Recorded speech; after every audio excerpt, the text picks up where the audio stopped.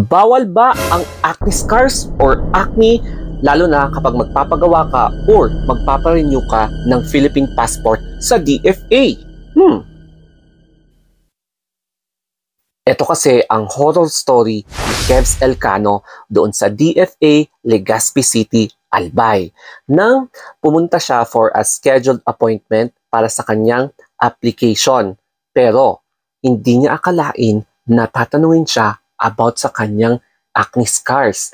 At ang isa pa doon na nakakaloka ay kung legit ba daw yung number niya or active, kasi baka tatawagan daw siya ng DFA from Manila dahil nga daw sa kanyang acne scars. Ito na ang kanyang horror story. Story time. Yesterday, September 1, 2023. I had an appointment para sa passport application. Everything went well naman, kahit na yung guard ay may pagka-rude. Pero dito talaga ako nakafeel ng hindi magandang treatment dito sa data capturing section. When my name was called, I immediately approached the girl na kukuha ng info and pic. Kasi na-notice ko na masungit talaga siya sa lahat. Like pag hindi agad nakarinig nung tinatawag, tumataas ang kilay niya. So andun na ako sa tapat ng camera. She then told me to look at the camera, tapos unang capture, isa pa daw dahil tabingi daw yung mukha ko.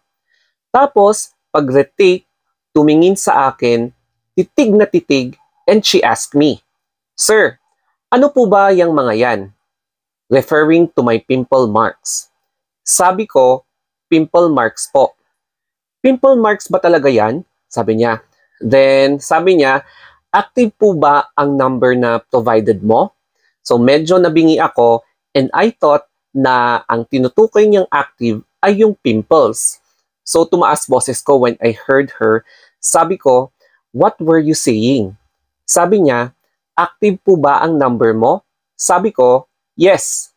Then sabi niya, kasi baka tumawag yung from DFA Manila kasi di pwede yung mga ganito. Sabay turo doon sa mga pimple marks sa face ko na capture na naka-zoom ng bongga.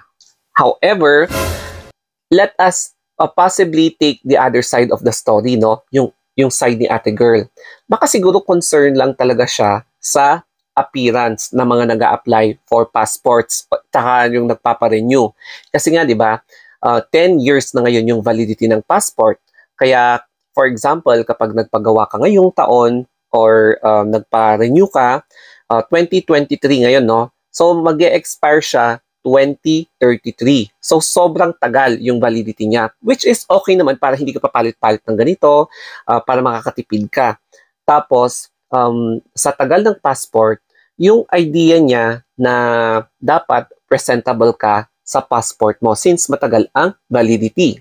In my own reaction naman, reaction time, naku, malalagot si ate dito kasi sa aking pagkakaalam, tsaka ilang beses na rin ako nagpa-renew ng passport, never ako naka-encounter or wala akong nabasa na isa sa mga requirements ay dapat wala kang acne marks. Eh, syempre si ate nasa frontline, no? Marami siyang nakaka-encounter na applicants. Hindi ko lang alam kung saan nanggaling yung idea niya na bakit parang bawal yung pagkakaroon ng acne marks, lalong-lalo na sa mga applicants na nag-a-apply ng passport or nagpapa-renew ng passport. And magkakaproblema talaga kasi nag-viral ito, tapos pinag-uusapan na yung staff and probably baka under investigation na itong staff na to. Tapos if ever man na nagkaroon talaga ng paglabag, ayun, maaaring masuspend siya or baka ma-terminate siya sa trabaho niya. Kaya I'm not sure kung ano talaga yung basis, no? Tsaka ang daming nag-react dahil sa treatment ni ate kay Kuya Kevs na medyo na-trauma. I'm not sure kung na-trauma. Basta na-hurt si Kuya dahil sa treatment na ganito na kakaiba. Kaya panahon na para sugurin natin ang DFA. Yun nga lang sa Baguio para malaman natin kung nire-require ba talaga na dapat wala kang acne scars or active pimples kapag magpapapicture ka for your application of passport? Sa totoo lang, hindi nawawala talaga sa ating mga babae yung pagkakaroon ng malakas na instinct, di ba? Kaya ngayon, lalabas tayo at mag-i-investigate doon sa DFA. So, andito tayo ngayon sa labas, nag-aabang ng jeep para pumunta doon sa SM kasi nandoon yung location ng DFA Baguio. Tapos tignan din natin kung may mga requirements ba na nakapaskil doon na baka makikita natin na yung acne scars. Andito na nga tayo sa DFA Baguio City. Oh, di ba? Akala nyo nagsisinungaling ako ha? So ayan, Department of Foreign Affairs Baguio City. Yan yung located siya sa upper basement sa SM City Baguio. Oh, di ba? So, pinipicturean ko yung sarili ko, binibidyohan ko as an evidence na nagpunta tayo dito sa DFA Baguio. Kaya tignan natin sa may nakapaskil sa door kung may makikita tayong required ba na dapat na wala kang acne scars kapag magpapapicture ka for your passport application. O, di ba? Upon checking, makikita nyo na may mga e-payment sa DFA. I think either face-to-face ka magbabayad or online, no?